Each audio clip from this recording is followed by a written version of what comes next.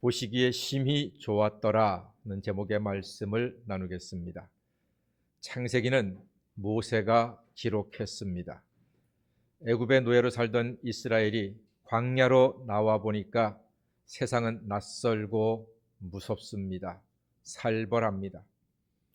이방 땅에는 온갖 우상이 가득했고 그 많은 숫자, 그 많은 백성이 어떻게 살아야 할지, 무엇을 먹고 살아야 할지 정말로 막막했습니다.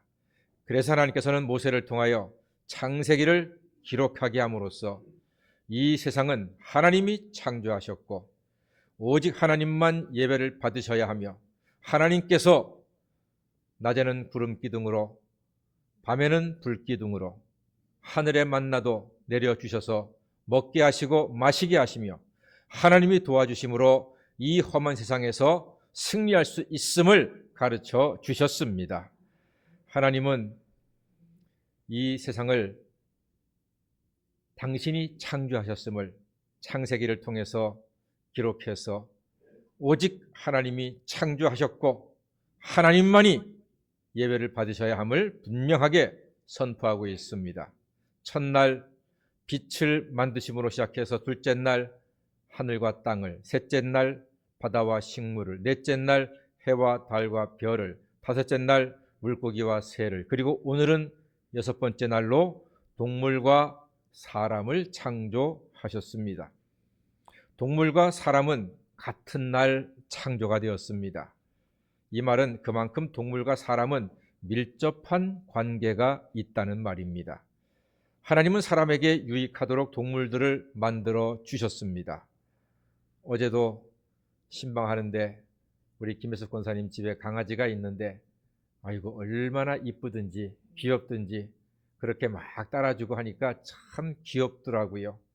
이 강아지들 혹은 또 고양이들 집에 키우지 않습니까? 그런 동물들을 키우는 게 사람 역할입니다. 그래서 외로움을 다 이기게 하고 또 두려움도 이기게 하고 애정을 갖게 하거든요. 하나님께서 같은 날에 동물과 사람을 창조하게 하신 이유도 있습니다. 물론 신방 후에 맛있는 돼지고기를 먹었는데 그 갈비가 또 하나님이 만드신 이 돼지가 얼마나 우리에게 또 배부름과 또 맛을 느끼게 하는 그런 귀한 선물 아니겠습니까? 하나님은 여러 가지로 동물들을 우리 사람들을 위해서 함께 같은 날 지으셨다고 하는 사실입니다. 하나님이 만드신 자연 속에서 모든 동물의 존재는요, 약육강식에 의해서 잡아먹고 잡아먹히는 그런 긴장된 관계도 분명히 있지만 세상과 자연에서 꼭 필요한 존재로 창조하셨습니다. 어느 동물 하나 가볍고 우습고 또 만만히 볼 동물은 없다는 말입니다. 미국의 한 국립공원에서 늑대가 많아가지고 늑대 사냥 허가를 내줬습니다. 마음껏 잡으시오. 그래서 모든 전국의 호수들이 총을 들고 그 국립공원에 와서 늑대를 잡기 시작합니다. 1년도 되지 않아서 모든 늑대가 거의 씨가 말렸습니다. 사람들은 기뻐했습니다. 이야, 저 사납고 무서운 늑대가 국립공원에서 없어졌으니 이제 마음껏 다닐 수 있겠고 이 숲에는 정말 평화가 왔다. 그렇게 기대했습니다. 그런데 웬걸 그 뒤로 1년도 지나지 않아서 숲은 국립공원은 이상해지는 겁니다. 왜냐하면 늑대가 없어지니까 사슴이 너무나 많이 늘어난 거예요. 그러니까 사슴이 풀을 뜯어먹고 나뭇잎을 따먹고 잎이란 잎은 죄다 아주 쓸어버리는 거예요. 너무나 숫자가 많아가지고. 그러니까 나무가 자라지 못하죠. 숲은 황폐하게 돼도 벌레들이 사라지지요. 곤충이 없어집니다. 그러니까 새도 없어지고 또 작은 동물도 없어지고 완전히 숲이 황폐가 돼버린 거예요. 그래서 이거 실수했다. 다시 늑대를 복원하자 해가지고 다른 데 사는 늑대를 갖다가 잡아와서 그 국립공원에 풀어줬습니다. 그랬더니 늑대가 또 번성하지 않습니까? 그러더니 1년쯤 지나니까 사슴의 숫자가 확 줄어들게 되고 다시금 잎이 자라나고 풀이 커지고 그러면서 곤충이 살고 또 여러 가지 작은 짐승들이 사니까 새들이 날아오고, 숲이 많으니까 또 짐승이 생기고 번성하게 되는 아름다운 숲으로 변화가 되었단 말입니다. 그렇습니다. 모든 생명은 다 하나님의 뜻이 있는 것입니다. 하나님이 본래 만든 자연을 지키는 것은 곧 사람을 지키는 것이 되는 것입니다. 이것을 모르고 무시하면 사람은 벌을 받습니다. 그래서인지 가끔은 사람들이 동물의 비교가 됩니다. 이사야 선지자는 이렇게 말합니다. 소는 임자를 알고 나귀는 부유를 알지만 이스라엘은 하나님을 모른다 그랬습니다. 그러니까 하나님만을 예배하지 못하고 우상을 섬기는 백성들에게 소와 나귀 같은 짐승만도 못한 존재다, 이렇게 질책을 하고 계십니다. 처음에 하나님께서 사람에게 세상을 다스리려 함은 세상 모든 것을 하나님의 뜻대로 잘 보존하라고 하는 뜻이 거기에 담겨져 있습니다. 동물을 만드신 하나님께서는 사람도 같은 날 창조하셨습니다. 26절 말씀이 오늘 우리가 가슴에 새겨야 할 말씀입니다. 다 같이 한번 읽어볼까요? 26절입니다. 시작. 하나님이 이르시되 우리의 형상을 따라 우리의 모양대로 우리가 사람을 만들고 그들로 바다의 물고기와 하늘의 새와 가축과 온 땅과 땅에 기는 모든 것을 다스리게 하자 하시고. 아멘. 우리의 형상을 따라 우리의 모양대로 우리가 사람을 만든다. 하나님은 한 분 아니신가? 왜 우리라고 하셨지? 이게 오늘 중요한 포인트입니다. 우리, 하나님은 혼자가 아니신가요? 여럿인가요? 그렇습니다. 여기서 나오는 말이 바로 삼위일체 하나님이십니다. 삼위일체 하나님, 성부 하나님, 성자 하나님, 성령 하나님, 이름하여 삼위일체 하나님이십니다. 하나님은 한 분이신데 그 위가 삼위라 해서 삼위일체 하나님이라고 부르는 것입니다. 성부 하나님은 세상을 창조하셨고, 성자 하나님은 세상을 구원하시고, 성령 하나님은 세상을 다스리시는 분이다, 이렇게 이해를 하셔도 좋겠습니다. 그런데 이 성부, 성자, 성령 하나님은 태초부터 늘 영원토록 함께 계시는 분인데, 여기서 오해하면 안 될 게 있습니다. 어떤 책이나 어떤 분들은 이렇게 설명을 합니다. 만약에 저를 예를 들겠습니다. 저는 교회에 오면은 목사고 집에 가면은 남편이자 아빠입니다. 세 가지 역할이 있잖아요. 목사, 남편, 아빠. 삼위일체를 이렇게 설명하시는 분이 계십니다. 그러나 이것은 비슷하긴 하지만 틀립니다. 왜냐하면 제가 교회에 있을 때는 저는 집에 없습니다. 그런데 하나님께서는 무소부재하신 분입니다. 안 계신 곳 없이 계신 분입니다. 대한민국에서 역사하신 하나님께서는 동시에 미국에서도 역사하시는 줄 믿습니다. 이게 성부, 성자, 성령 하나님이십니다. 그러니까 아빠, 목사, 남편 세 가지의 모습은 삼위일체 하나님을 설명하기에 부족하다. 또 이렇게 설명하는 분이 계십니다. 태양은 본래 본체가 있고 또 태양에서 나오는 빛이 있고 또 태양에서 나오는 열이 있지 않느냐, 이렇게 해서 삼위일체 하나님을 설명합니다. 그러나 그것도 틀립니다. 왜냐하면 우리는 낮에 태양을 보지만 저 지구 반대편에서는 태양이 보이지 않기 때문에 그것도 부족한 설명입니다. 그럼 뭐냐, 너무 어렵다. 어렵습니다. 기독교 교리 중에 가장 어렵고 신비한 것이 삼위일체 교리입니다. 그럼 어떡하란 말이냐? 그러면 믿으시면 되는 것입니다. 성부, 성자, 성령 하나님을 믿으시기를 주의 이름으로 축원합니다. 그 어떤 신학자도 삼위일체 하나님을 완벽하게 설명할 수 없습니다. 왜냐하면 하나님의 신비이기 때문입니다. 그냥 믿으시면 됩니다. 여러분이 TV를 틀면은 TV 안에서 드라마, 스포츠, 다큐멘터리 다 나옵니다. 의심하지 않고 TV를 틀고 봅니다. 이 TV가 어떻게 만들어졌는지, 사람 저 속에 어떻게 들어갔는지, 이걸 도대체 어떻게 만들었는지 우리는 고민할 거 없고 신경 쓸 거 없습니다. 그냥 사서 전기를 꽂고 스위치를 켜면 되는 것입니다. 삼위일체 교리도 이와 비슷합니다. 그냥 믿으시면 됩니다. 사랑하는 여러분, 성부 하나님께서 세상을 창조하셨고, 성자 하나님께서 우리를 구원하셨고, 성령 하나님께서 영원토록 우리와 함께 하시는 줄로 믿습니다. 이걸 믿으면 되는 것입니다. 더 이상 우리가 신경 쓸 것 없습니다. 더 이상 알려고 하면은 다치는 수가 있습니다. 그러니까 삼위일체 하나님을 우리는 믿고 그 하나님께 기도하고 그 하나님을 예배할 때 성부, 성자, 성령 하나님께서 이 세상을 사랑으로 다스리시고 구원하시고 통치하시는 줄로 믿습니다. 자, 여기서 우리는 우리의 형상이란 우리의 모양에 대해서 잠깐 생각해 보겠습니다. 하나님께서는 우리의 형상을 따라 우리의 모양대로 우리가 사람을 만들었다고 했습니다. 우리의 형상이란 외적인 닮음을 이야기하는 것이고 우리의 모양이란 내적인 닮음을 이야기하는 것입니다. 이 말은 사람만이 하나님과 교제가 가능하다는 뜻입니다. 왜냐하면 하나님의 형상과 모양을 닮음은 하나님의 성품을 담는 것이기 때문에 그렇습니다. 우리가 닮을 하나님의 성품은 성령의 9가지 열매에 연결이 됩니다. 성령의 9가지 열매가 무엇입니까? 사랑과 희락과 화평과 오래 참음과 자비와 양선과 충성과 온유와 절제니 이 같은 것을 금지할 법이 없다고 했습니다. 그렇습니다. 이 성령의 9가지 열매는요, 하나님의 성품이에요. 여러분들께서는 이 9가지 열매가 전부 다 믿는 사람들에게는 다 있습니다. 단지 그 크기에 따라서 조금씩 차이가 있을 수 있습니다. 어떤 사람은 나는 오래 참는 건 잘하는데 절제가 좀 부족해. 그런 분들이 있잖아요.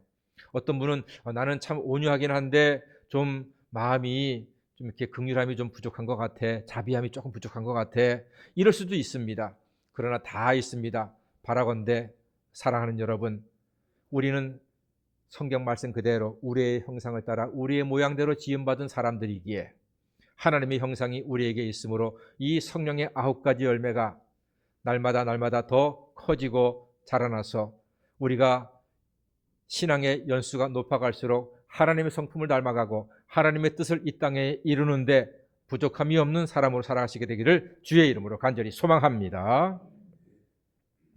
이렇게 해서 우리가 하나님의 형상을 닮은 우리 모두는 이 세상을 하나님의 성품으로 대우하고 사랑하고 관계하며 살아야 하는 것입니다. 그럴 때 하나님 보시기에 심히 좋다는 하나님의 음성을 들을 수가 있는 것입니다. 그래서 하나님께 주신 소명인 다스리라고 했잖아요. 우리가 다스리게 하자 그랬습니다. 다스려야 하는 것입니다. 이 다스림은 하나님의 뜻대로 잘 보존하고 사랑하는 것이 다스림입니다. 그렇다면 우리가 살면서 다른 사람에게 감동을 주거나 사랑을 베푼다면 그것이 하나님의 성품으로 다스림이고 하나님 보시기에 힘이 좋은 일이 되는 것인데 여러분 혹시 살아오시면서 누군가로부터 저는 당신 때문에 마음에 감동받았습니다. 당신 때문에 큰 위로를 받았습니다. 당신 때문에 힘이 났습니다. 당신 때문에 용기가 생겼습니다. 이런 말을 들어보셨는지 모르겠습니다. 앞으로 오늘 이 설교 말씀을 들음으로써 여러분께서 우리의 형상대로 우리의 모양대로 지음받은 하나님의 자녀들로서 하나님의 성품이 우리에게 자라나서 우리 때문에 다른 사람들이 힘을 얻고 소망을 얻고 용기도 얻고 사랑도 얻는 아름다운 열매가 많아지기를 주의 이름으로 간절히 축원합니다. 그게 다스림입니다. 총칼로 다스리는 게 아닙니다. 발굽으로 다스리는 게 아닙니다. 힘으로 다스리는 게 아닙니다. 하나님의 성품으로 다스리는 것입니다. 1999년 2월 11일 LA에서 한 사람의 장례식이 있었습니다. LA의 모든 고위층 인사들, 정치인들이 다 왔습니다. LA 장례식인데 뉴욕타임즈도 왔고 전국 TV에서 다 중계했습니다. 이날의 장례식은 우리 대한민국에서도 큰 관심을 갖고 보도가 되었던, 외신에 보도가 되었던 그런 장례식이었습니다. 그 장례식의 주인공 별세하신 분은 한국인 홍정복 집사이십니다. 그분은 15년 동안 LA에서 슈퍼를 운영했습니다. 그런데 참 훌륭한 여자 집사님입니다. 임신한 흑인이 오면은, 보통 흑인들이 좀 LA 지역에 좀 가난하거든요. 임신한 흑인이 오면은요, 분유를 그냥 줍니다. 이거 갖다가 아기 키우면서 부족하면 또 와요. 와, 쉽지 않거든요. 아기들이나 할머니, 할아버지들이 오면은 먹을 게 없어서 오거든요. 그러면은 기웃기웃하면은 나가서 빵과 우유를 주면서 이거 드세요. 배고프면 또 오세요. 자기도 큰 부자도 아니면서 슈퍼한다고 큰 부자 아니거든요. 이렇게 대접을 합니다. 젊은 친구들이 와서 물건 훔쳐서 막 뛰어가요. 그러면은 우리 같으면 도둑 잡아라! 그럴 텐데 이 홍 집사님은 조심해 넘어질라! 조심해 넘어질라! 이렇게 세상에, 이런 분이 세상에 어디 있습니까? 여러분, 천사 같은 분 아닙니까? 젊은 아이들이, 10대 아이들이 떼거지로 들어오면은요, 대부분 다 두려워합니다. 경계하고, 총 같은 거 들고 막 이렇게 준비하고 막 그러거든요. 그런데 이 집사님은 애들이 다 오면은 환대합니다. 어서 들어와라, 어서 들어와라. 필요한 거 있으면 하나씩 가져가라. 돈이 모자라면 그냥 주기도 하고, 깎아주기도 하고. 세상에. 이 집사님의 별명이 마마입니다. LA 마마. 엄마란 뜻입니다. LA 지역의 흑인들의 마마입니다. 세상에 그렇게 사랑을 베푸신 분이 어디 있습니까? 그 사망하기 7년 전에 1992년 그 유명한 LA 폭동이 있었잖아요. LA 폭동 때 여러분 기억하시죠? TV에 막 전쟁터였습니다. 총 쏘고 막 난리가 아니었습니다. 그때 한인 상가들 다 아주 완전히 박살이 나버렸습니다. 습격당해가지고 약탈당하고 총 쏘고 막 그래가지고. 그런데 이 홍 집사님 가게는요, 흑인들이 조를 짜가지고서 불침번을 쳤습니다. 이 집은 안 된다. 이 집만은 지켜야 된다. 흑인들이 목숨을 걸고 지켰습니다. 그래서 그 LA 폭동 때 홍 집사님의 가게는 안전했다는 것입니다.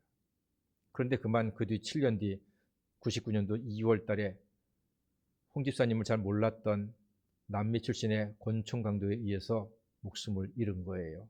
그러니까 너무 애도하면서 LA뿐만이 아니라 미국 전역이 애도하고, 그때 우리 한국 사람들도 많이 대한민국에도 애도의 물결이 펴졌습니다.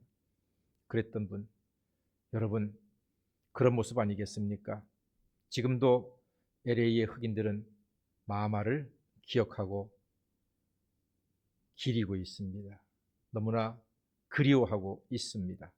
홍 집사님의 이런 삶이 하나님의 뜻대로 세상을 다스리는 모습입니다. 큰 거 아니거든요. 자기가 큰 돈 못 벌더라도 가게에 찾아오는 사람들 빵 하나 더 주고 분이 하나 더 주고, 사람 마음먹기에 따라서 얼마든지 그럴 수 있습니다. 자기가 깍짝같이 손해보려고 하는, 손해 안 보려고 하는 그런 마음만 없다면은 그럴 수 있거든요. 우리 그리스도인들이 여러분 주변에 악착같이 자기 이익 챙기려 하지 마시고, 악착같이 자기 것 끌어모으려고 하지 마시고, 나누고 베풀므로써 아이고 저분 때문에 내가 산다, 저분이 믿는 하나님을 참 어떤 분이 나도 믿고 싶다 하는 이런 마음으로, 그게 바로 다스림입니다.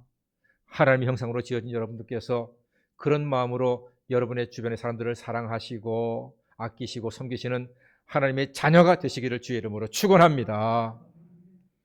여기에서 저는 요셉을 생각하지 않을 수가 없습니다. 요셉 정말 대단한 사람이거든요. 생각해 보세요. 애굽에서 노예로 팔려갔잖아요. 애굽으로 노예로 팔려갔는데 애굽의 군대 장관 보디발 장군의 가정 총무가 되었어요. 보디발 장군은요, 바로 왕도 함부로 할 수 없는, 나는 새도 떨어뜨리는 권세를 가진 사람입니다. 그런 집에 가정 총무가 되었어요. 그 어린 요셉이, 그 말은요, 요셉이 정말로 선하고 진실하고 성실하고 그리고 똑똑하고 지혜롭고 모든 면에 부족함이 없는 청년이었단 말입니다. 그러니까 다 맡긴 거예요. 그 큰 애굽의 군대 장관의 집살림을 다 맡긴 거예요. 대단한 겁니다, 여러분. 그런데 어떤 일이 일어났습니까? 그 집 안주인이 그만 요셉을 성적으로 유혹을 하니까 요셉이 안 됩니다. 주인께서 다 맡겼지만 당신은 제가 그럴 수 없습니다 하고 도망쳤잖아요. 그러니까 안주인이 저놈이 나를 겁탈하려 했다 해서 누명을 씌워버렸잖아요. 그런 일이 생겼으면요, 요셉은요 그냥 상식대로 이야기하면은 그 일이 진실이든 거짓이든 능지처참을 당할 일입니다. 어디 감히 애굽의 군대 장관 와이프에게한테서 그런 말이 나오게 합니까? 그럼 너는 당당히 죽는 겁니다, 여러분. 애굽의 군대 장관의 와이프에서 입에서 저놈이 나를 겁탈했다. 그럼 끝난 거예요. 그 일이 사실인지 거짓이든지 따질 거 없어요. 그냥 능지처참을 당할 일입니다. 그런데 보디발 장군이요, 참 지혜로운 사람이에요. 요셉을 감옥에 집어넣었잖아요. 그러므로서 자기 와이프도 살리고 요셉도 살렸습니다. 이야, 이게 대단한 일입니다. 이 보디발 장군도 보통 사람이 아니에요. 그런데 또 놀라운 것은 감옥에 들어갔는데, 이 세상에 감옥에 들어갔더니 간수가 감옥에 들어간 요셉한테 감옥의 모든 일을 다 맡겨버렸습니다. 와, 어떻게 이런 일이 가능합니까? 정말로 놀랍습니다. 착하고 성실하고 정직하고 그리고 똑똑하고 지혜로우니까 요셉한테 감옥의 일을 모든 사무일을 다 맡겼답니다. 어떻게 이런 일이 가능했습니까? 성경에 이렇게 되어 있습니다. 여호와께서 요셉과 함께 하심이라. 여호와께서 그를 범사에 형통케 하셨더라.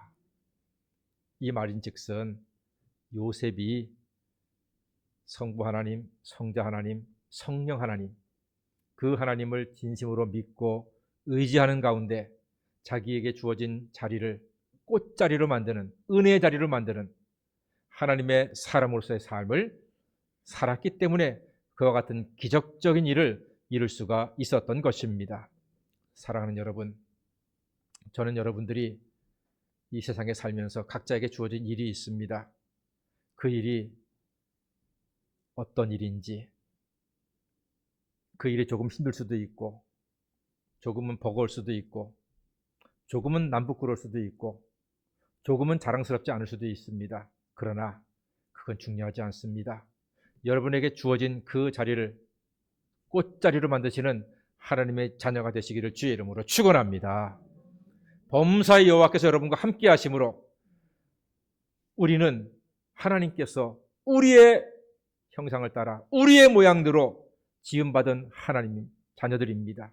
하나님의 성품을 내 속에 하나님이 주셨으니 더 가지려고 바등바등 하지 마시고 부족해도 같이 나누고 섬기고 위에서 기도하고 그리고 같이 나누고 함께 손을 잡고 살아가는 복된 사람, 하나님의 자녀로 하나님의 영광을 드러내시는 우리 모두가 되기를 간절히 소망합니다. LA 마마처럼 요셉처럼 나에게 주어진 사람과 일을 사랑으로 섬겨서 하나님 보시기에 심히 좋은 그렇게 하나님께 영광 돌리는 우리 모든 성도가 되시기를 주의 이름으로 간절히 축원합니다. 아멘. 기도하겠습니다. 사랑의 하나님 감사합니다. 저희들로 하여금 이 땅에 하나님의 형상과 모양을 따라 창조한 받은 하나님의 자녀가 되게 하심을 감사드리옵나이다. 우리 일생 동안 살아가면서 하나님께서 우리에게 주신 귀한 직분이 있습니다. 아버지여, 우리의 가정도 교회도 직장도 또 이웃들도 우리가 사랑으로 섬기는 사람 되게 하여 주시옵소서.